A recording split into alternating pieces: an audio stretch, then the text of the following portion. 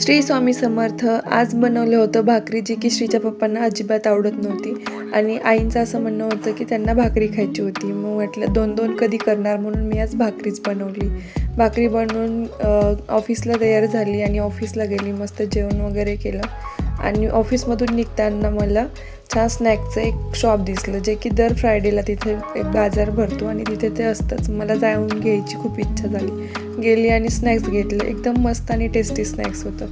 मग घरी येऊन फ्रेश झाली तोपर्यंत काकून इकडे हलवा आणि अजून एक काहीतरी आणून दिलं होतं. त्या रेसिपीचं नाव नाही माहिती, पण घरी काही जरी बनवलं तरी एकमेकींना देण्याचं सुखच ते काही वेगळं म्हणावं लागेल.